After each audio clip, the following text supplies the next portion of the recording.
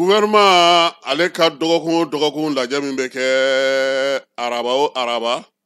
kunungo o kun ye kalo tile 8 ye Kuluba Fama sigiyɔrɔ la a ko ɲɛmaya tun bɛ jamana ɲɛmaa bolo n'o ye Général d'armée Asimi Goïta ye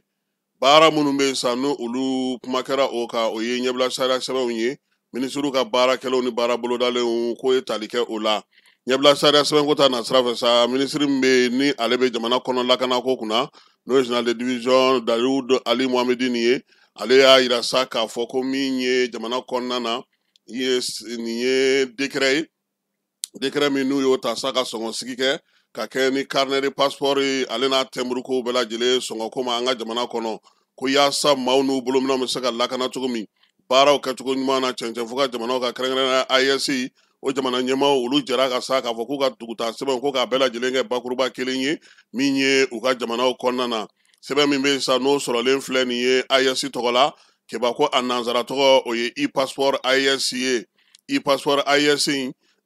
jɛ kɛra ni ale ye avril kalo tile 18 san 2025 k'a bugunatigɛw bɛɛ lajɛlen bɛn ka kɛw ka jamana saba ye ni ɲɔgɔn cɛ min ye e-passeport ye sa ale kɔni bɛ se ka kɛ dugutaalan ye diɲɛ fantan ani naani bɛɛ lajɛlen fɛ ka kɛ ni maa minnu bɛ yen n'olu bɛ dugutaw kɛ kɛrɛnkɛrɛnnenya la pankuru ko ta na sira fɛ ale ni sira wɛrɛw fɛ keba min ye ɲɛbila sariya sɛbɛn min filɛ nin ye n'o sigira sen kan sa ale kɔni y'a yira sa k'a fɔ ko min ye carnet de passeport ye a n'a tɛmuru keba n'i b'a fɛ k'a ta min ye 9,000 o bɛ a la 45,000 francs o de kun tɛ 10,000 ye 10,000 sa kɛ 10,000 de tɛ o de kɛra 9,000 ye o kɔrɔ ko u ye 2,000 b'o la dɛ o tɛ tɔ kelen nɔ in ni o ye passeport premium ye ka taa bi k'a sɔrɔ bi kɛba o kɛra 10,000 ani 8,000 ye 20,000 bɔra o fana na ayiwa ko min ye nin sɛbɛn ninnu kɔni ye ninnu bɛ sɔrɔ fa bɛɛ lajɛlen fɛ wa k'a fɔ ko n bɛ taa n ma kasi k'a fɔ ko ka fɛn wɛrɛ kɛ o tɛ na dɛ kɛba min ye ministre Dawudi ye a ko n'i ye nin sɛbɛn kura in ta k'a jateminɛ k'a y'a to ko dɔ bɔra sɔngɔ la koyi min ye 2,000 ye o bɔra 11,000 o la min 11,000 t'a la min ye 20,000 ye o bɔra 20,000 ani dɔ in o t'a la sabula o tun sɔngɔ kun ka ca kosɛbɛ nka sisan kɔni 10,000 ani 8,000 ani 9,000 passeport 2 i bɛ se k'a sɔrɔ o la jamana kɔnɔna na wa a bɛ taa se AES jamana ani diɲɛ fantan ani naani bɛɛ lajɛlen fana fɛ minisiri min bɛ kɛnɛya ko kunna ale fana ye conseil de ministre ladɔnniya ɲɛbila sariya sɛbɛn dɔ la keba min bɛ tali kɛ sɔrɔdasi minnu fatura ani wolomasiri taba minnu fatura olu denw ka kow la n'an b'a fɔ o ma nanzarakan na ko pupille de la nation sariya mun y'olu yamaruya k'o sigi sen kan sa o bilara sen kan kabini buwatile sabula décembre kalo tile 27 san 2016 min ye pupille de la nation ale sigira sen kan jamana ɲɛmaa Ibrahim Boubacar Keita ka tile la waati la k'a kɛ sa denmisɛnnin minnu bɛ yen n'olu somɔgɔw fatura kɛlɛdagaw la u faw olu bɛ se ka ta ba la cogo min na jamana ɲɛmaaw fɛ fɛɛrɛ kɛrɛnkɛrɛnnen sigira sen kan sa ka ɲɛbila sariya sɛbɛn min sigi sen kan o bɛ dantigɛli kɛ baara in ale kɛcogo la bi na denmisɛnnin 326 wolomasiri taba bɛɛ lajɛlen minnu mana to kɛlɛdagaw la keba olu ka denbayaw ka denmisɛnw de b'a kɔnɔ min ye denmisɛnnin ye n'i taara ale hukumu kɔnɔna na furakɛli kalanko ka taa se i ka wolosɛbɛnko bɛɛ lajɛlen ma olu bɛ ta ba la min ye denmisɛnnin ye fana i ka kalanko fo ka taa se kalan sanayɛlɛ kalanw ma o bɛ a la bourse fana o fana bɛ se ka d'i ma i ka se ka sanayɛlɛ kalan fana kɛ min ye denmisɛnnin minnu bɛ yen n'olu si ma se kalanna don ye keba don wɛrɛ bɛ ɲini olu fana ye u ka se ka baara kɛ nin sariya in sa ko a kɔni lakurakurayara sen ka dayɛlɛli kɛ wolomasiri taba fɛn fɛn n'o bɛ an ka kɛlɛdagaw la u mana to yen olu kɔni ka denw u kana to yɔli la u bɛ se ka lamara cogo min na ka ɲɛ ko in kɛ kun ye o ye minisiriw ka baara bolodalenw n'u ka baara kɛlenw hukumu kɔnɔna na sa minisiri min bɛ sariya so kunna an ka jamana kɔnɔ n'o ye Mamudu Kasoge ye ale ye conseil de ministre ladɔnniya k'a yira sa k'a fɔ ko burukinakaw ka sariya kulu o tali baaraw kɛra burukina fasokaw fɛ yen san 2025 san 2026 octobre kalo tile fɔlɔ ko ale yɛrɛ tun b'o ko kɛnɛ kan min ye sariya su minnu bɛ AES kɔnɔ olu bɛ se k'u bolo di ɲɔgɔn ma cogo di cɛfɔ ni kanbɛn ani mara kɛcogo ɲuman ni yiriwa ko ye a siginin de a kuma dakun ye a dayɛlɛ don kɛnɛ in kan sa a yɛrɛ k'a fɔ ko min ye u ka rapporteur de commission ye ale ye baara kɛ ka taa se procureur min bɛ yen n'o bɛ cour des comptes kunna ani batoni ye burukinakaw ka avocat ka batoni ye ale fana kumana ka taa fara président d'audience ma ministre y'a yira sa k'a fɔ ko kɛnɛ in kan ye ko ale ani Niger ministre me sariya ko kunna sa k'olu bɛɛ lajɛlen bisimilara jamanakuntigi fɛ n'o o ye capitaine Ibrahim Traoré ye u ka taama in ale senfɛ ministre bɛ sɛnɛko kunna Keba ale conseil ministre la dɔnniya sa ko min ye diɲɛ seleke naani tɔgɔla don bɛ sigi baloko hukumu ni y'anw ka don ye anw tɛ PPVM maaw ye wa Keba le parti du ventre et de la marmite barama ni kɔnɔbara parti anw y'o de ye min ye don ye Seba 45 na o de bɛna sigi balo tɔgɔla don diɲɛ seleke naani fantan naani nka Mali la ya k'u bɛna ni muso minnu bɛ tɔgɔdala muso k'olu ta bɛɛ lajɛlen ka n'o bɛɛ lajɛlen dorogo ɲɔgɔn na octobre kalo tile 15 ko don min na ɲɛnamaya nin ta ko 45 na in a kuma kun bɛna kɛ min ye sa o ye ka bolodi ɲɔgɔnma kɛ baloko bɛ se ka sinsin cogo min na ka ɲɛ siniɲɛsigi ɲuman dilanni na o ye diyagoya ye bien manger kɔni bɛ fa o de ka ɲi o tɛ wa ne ma tilen k'a fɛ ɲɛna Keba n ko kuma min tulo bɛ fɛ k'a mɛn kuma bɛɛ o ye hɔn de ye n'i y'o mɛn f'i bɛ nisɔndiya nka kana to i bɛ zu ɲɔgɔnna kɛrɛfɛ dɛ parce que ale bɛ tile de d'i ma ko hɔn tile la Keba min ye san tɛmɛnenw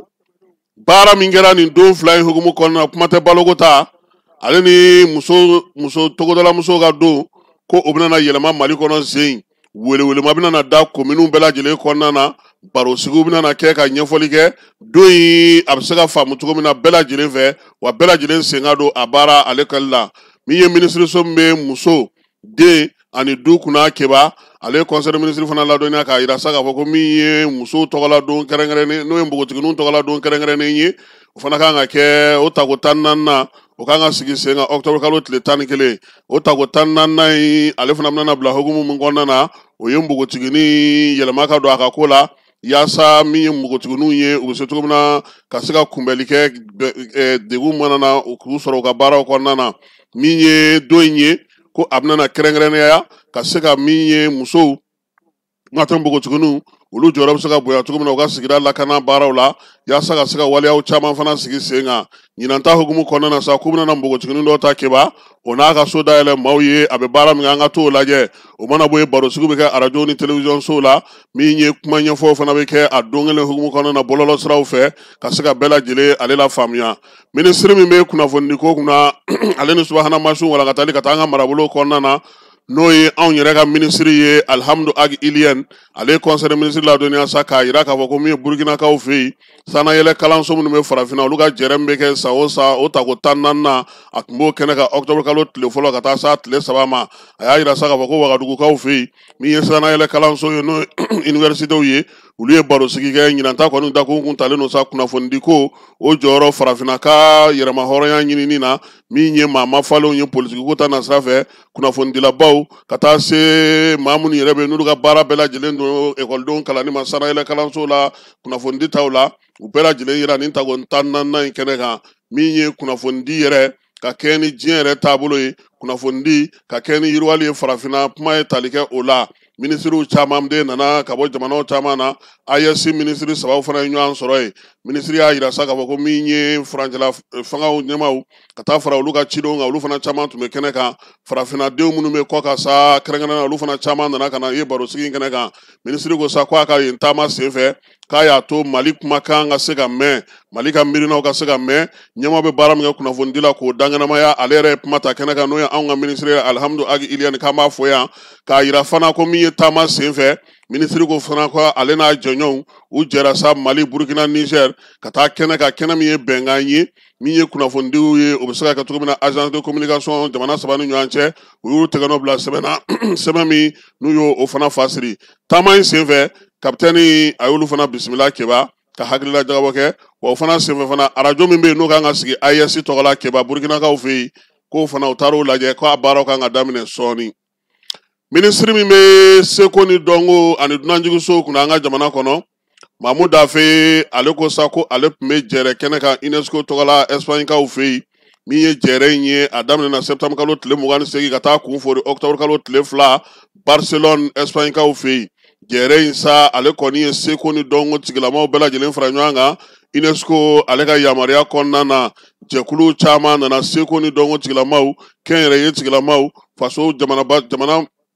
jamana belebelebaw maaw kana sa seko ni dɔnko o bɛ se ka kɛ cogo di kɛlɛ kunbɛlan ye farafina kɛrɛnkɛrɛnnenya jamanaw la Yirimajɔ ni cɛsiri ale ni min ye bɔlɔlɔ siraw fɛ sa ka se ka baara kɛ sa hakili jagabaw la min ye sɔrɔ bɛ se ka kɛ cogo min na maa minnu bɛ yen n'olu bɛ miiri kɛ ka se ka baara kɛ kosɛbɛ bɔlɔlɔ sanfɛla la k'o fana don ba la ani fana min ye musakako seko ni dɔnko musakako k'u ka kuma ye tali kɛ o la Assemblée générale in senfɛ sa min ye ministre Mamu Dafe ale kɔni ye kuma ta AES tɔgɔ la AES ye baaraba minnu kɛ seko ni dɔnko ta nasira fɛ an fanfɛ jamanaw kɔnɔna na kɛrɛnkɛrɛnnenya Mali Burkina Niger a y'i da don la k'o fɔ Mamu Dafe ka kuma filanan kɛra mun ye kununko conseil des ministres kɛnɛ kan o ye k'a fɔ Irisilakaw fɛ yen septembre kalo tile 10 ka taa bila tile 13 la ale tun bɛ olu ka jɛrɛ kɛrɛnkɛrɛnnen fana kɛnɛ kan min bɛ tali kɛ an ka segin an ka seko n'an ka